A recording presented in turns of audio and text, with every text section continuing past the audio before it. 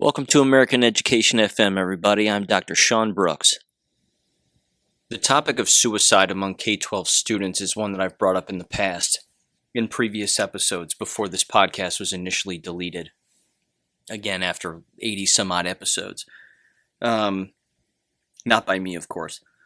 But it's one that I want to touch on again because it's back in the news, so to speak. And there's a particular Las Vegas school district, or the Las Vegas Public School District, has apparently received, or experienced rather, 18 student suicides as of late. And they're claiming that it's because their own schools are not open as of right now for face-to-face full-time learning. And while that might be the case for some individuals, I'm here to tell you that, in my professional opinion, is a propaganda line. That's probably not the case.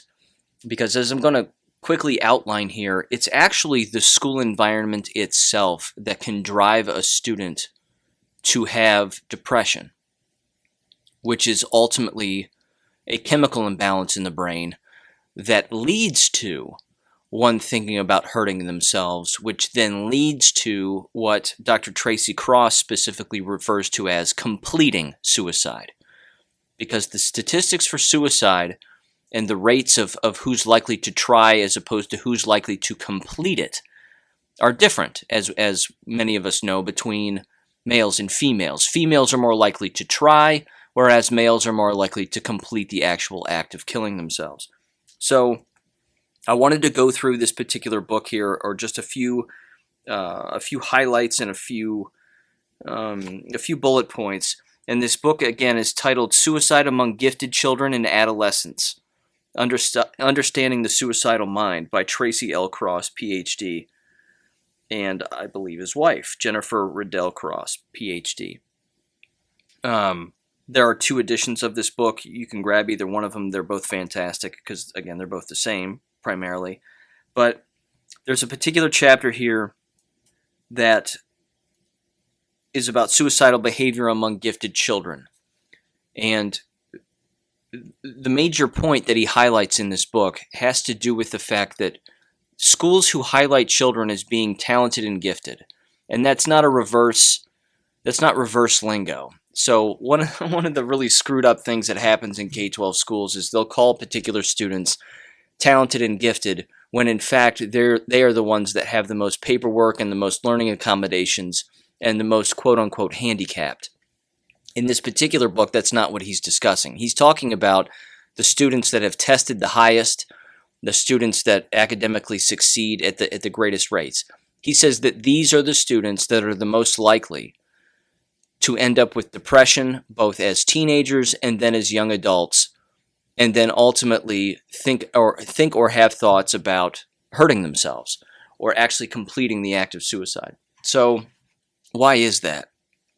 As it turns out, it's the entire school environment that is to blame.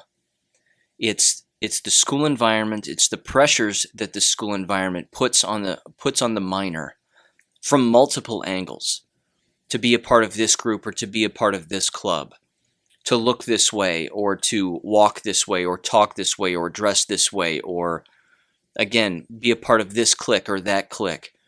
All of those groups, clubs, and organizations and lines, I would say, that a public school is likely to indoctrinate a young mind with are all distractions that seek to ultimately destroy the mind of the individual by teaching the individual that they have to rely on others on a constant basis and they have to rely on a group of people in order to get something done. Essentially, you can't get anything done without the help of us.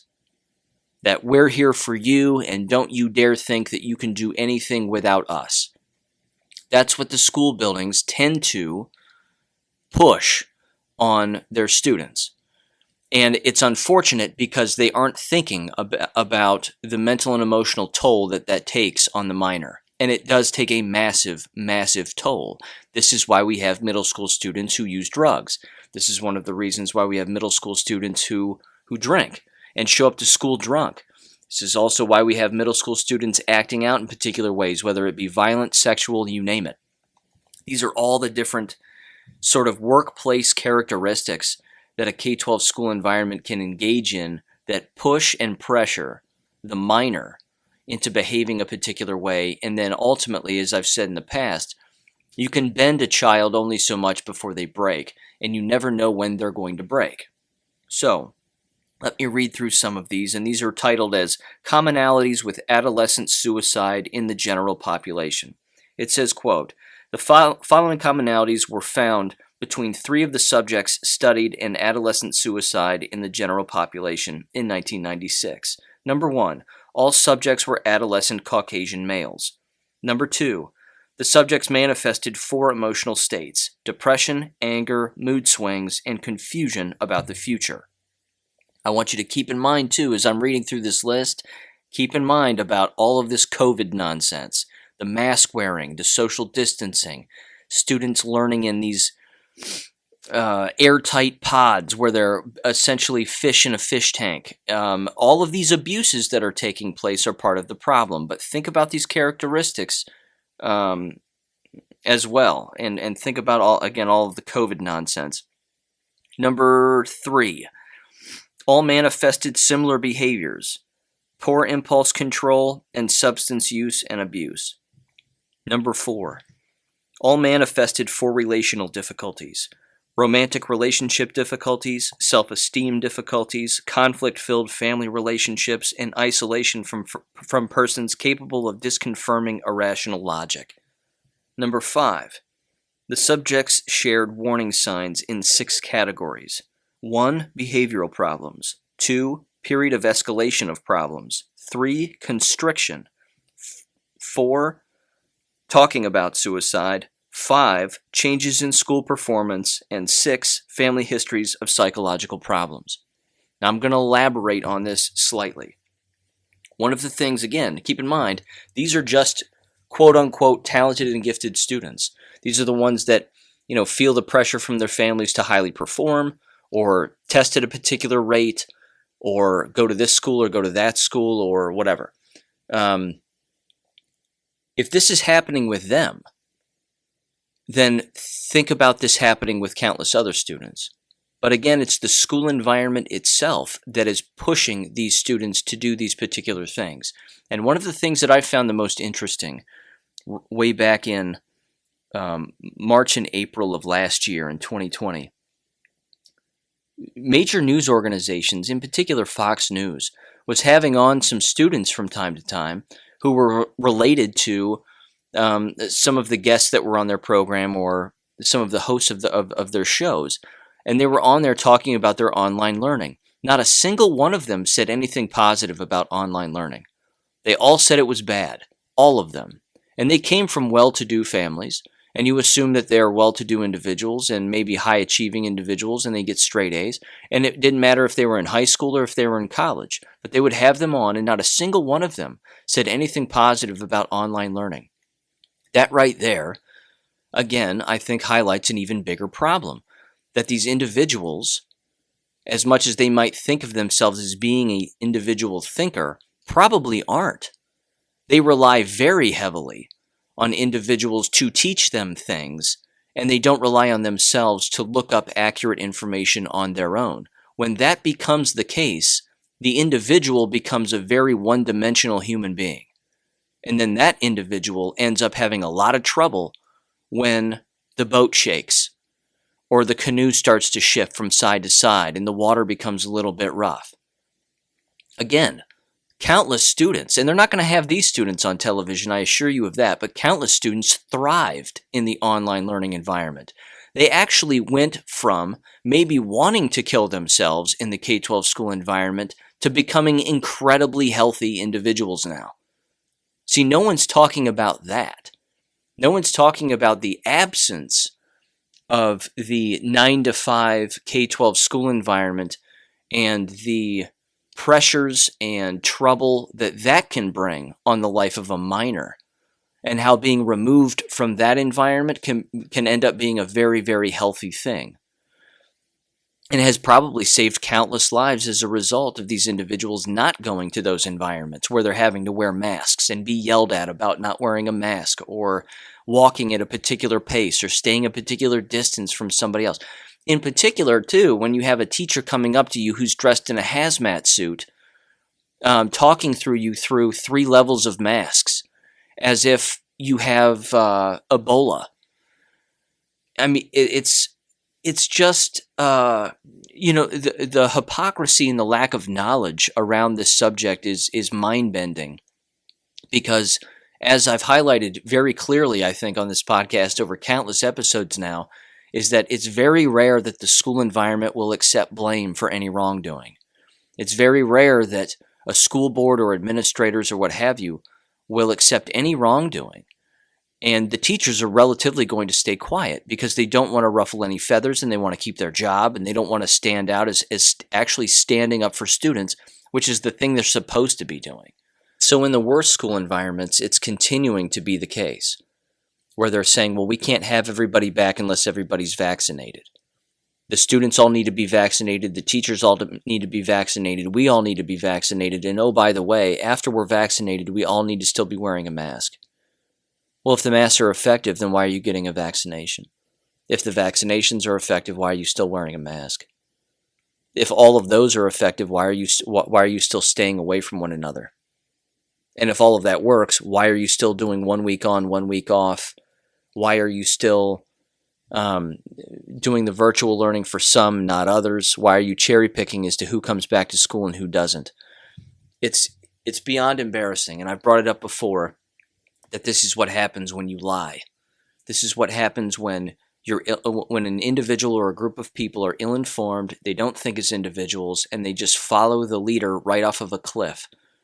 And then everybody ends up wondering, well, what are we doing? One of the examples that a family member of mine consistently brings up is it's like trying to pick up mercury with a fork. And that's exactly what it is.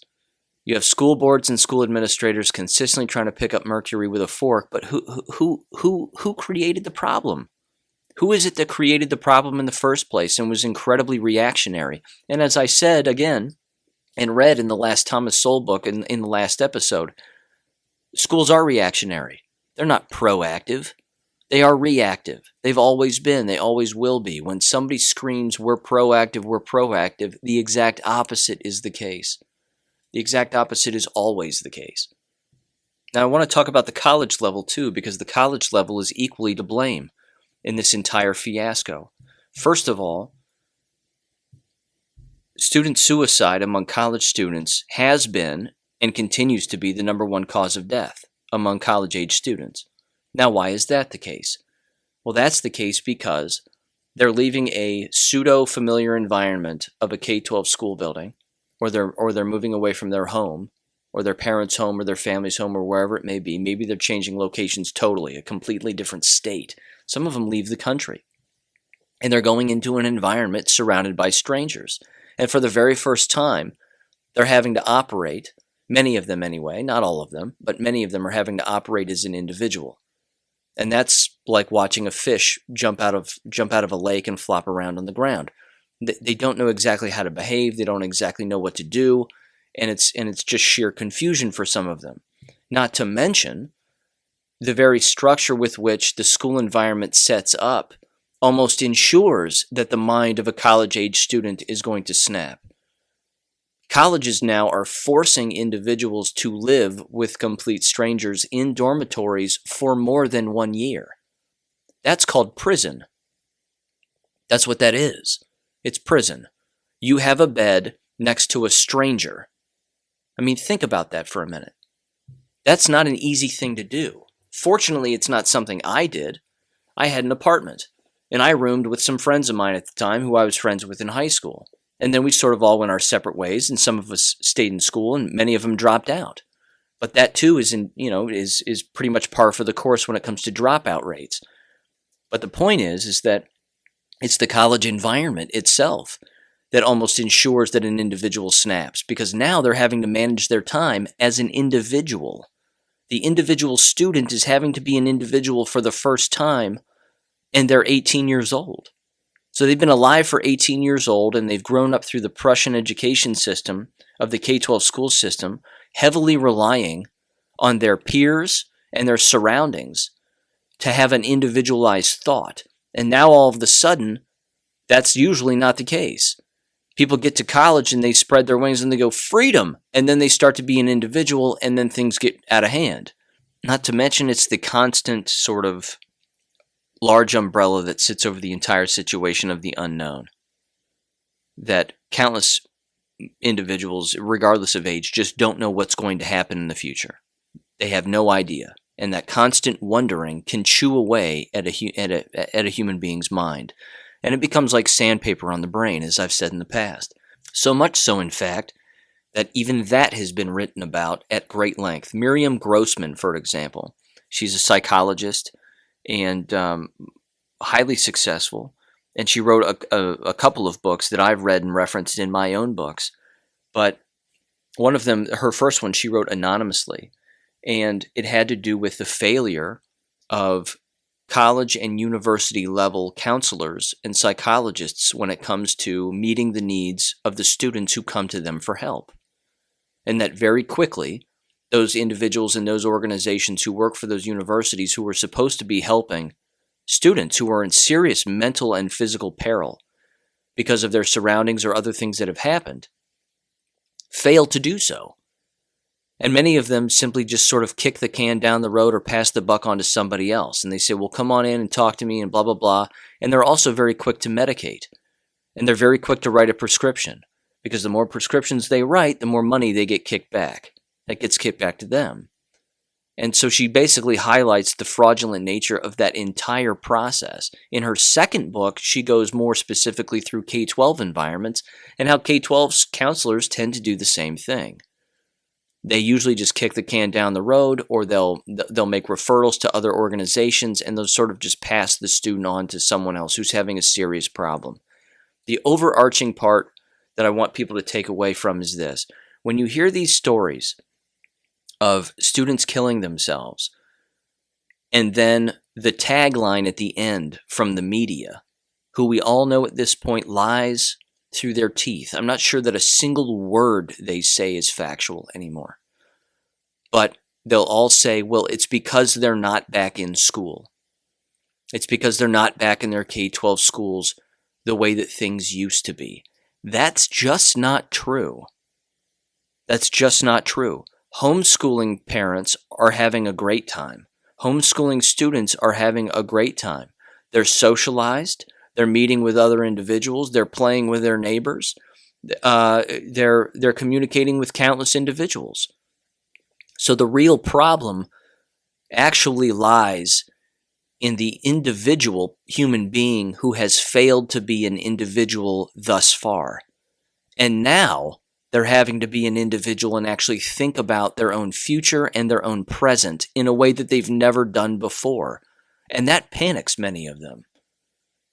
So, in the game of finger pointing, me personally, knowing, again, for those that have listened to this podcast and know where I'm going with this, it's the K-12 environment. It's the Prussian education system that has caused this problem, that has caused the mental and emotional decline of school-aged students. That's the breakdown, and that's the larger issue. If the system doesn't change and allow individuals to be individuals, think as individuals, operate as individuals, instead of the constant conformity, you're always going to have a mental and emotional breakdown of K-12 students. But don't believe the propaganda lines about, well, it's just because, they miss their basketball team, or they miss, they miss raising their hand in class, and they miss the competition, and they miss their peers, and they miss getting swirlied in the toilet in the bathroom in between classes. That's not why they're hurting themselves. They're hurting themselves because of a lack of individualized direction. And I'll end with this. I was watching a documentary. There's a documentary right now about Thomas Sowell, which is pretty well put together. And it's put together, unfortunately, by sort of what I would consider to be a pseudo-conservative. There's not a coattail around that he won't grab. But anyway, it's well done. And Thomas Sowell was raised by his, I believe, great aunt. His parents didn't raise him. His father died, I believe, before he was born, and his mother died shortly after Thomas Sowell was born. But there was a quote there that hit me like a freight train, and it matters. And it's this. Someone asked Thomas when Dr. Sowell, why is it that you sort of rose to the level of intellect that you did with your writing and your teaching, and you became as successful as you did, knowing the family that you came from that was poor and quote unquote uneducated. He even said most of his family members, again, didn't even graduate from grade school. And he said this, he said, quote, because I had a family that was interested in education and they were interested in me. And that can't be emphasized enough. The importance of family caring about education and then caring about the individual and their own children. But as I've said in the past, if you're waiting around for government to decide your future for you, you're waiting on the wrong people. You're waiting on the wrong thing. And you're looking in the wrong place. And you're looking in the wrong direction. So people have to take control of their own lives. And minors should be taking control of their own education. Yes, they need direction. Yes, they need discipline. That has to happen.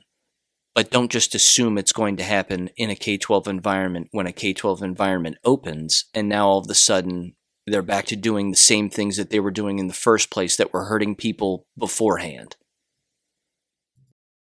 Thank you for listening to American Education FM. Don't forget to check out AmericanEducationFM.com, where you can make a small donation or even email us and be a guest on the podcast. Until next time, never stop learning, never stop reading, and never stop unlearning. Thanks for listening, and God bless.